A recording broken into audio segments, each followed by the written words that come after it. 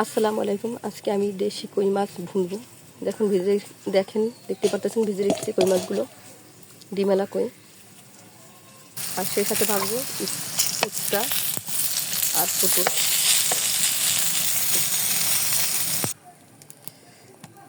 তেল দিয়ে দিলাম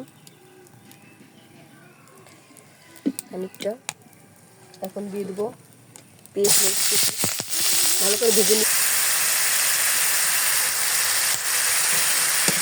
মশলা দিয়েছি। এখানে দিয়েছি 1 চামচ জিরা বাটা, 1.5 চামচ রসুন বাটা, 2 চামচ পেঁয়াজ বাটা, হলুদ দিয়েছি 1 চামচ, মরিচ গুঁড়ো দিয়েছি 4 চামচ, 3 চামচ।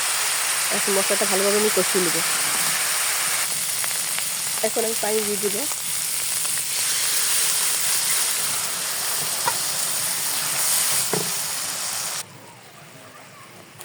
মাছগুলো আমি এখন দিয়ে দেবো, ভাজাগুলো দিয়ে দেবো, পটল ভাজা হয়ে গেছে আমার রান্না। ভাজা বলেন বা ভুনে বলেন, হয়ে গেছে। এখন আমি তৈরি হয়ে গেছে আমার কই মাছ, দেশি কই মাছ, পটল, উস্তা ভাজা বা ভুনা।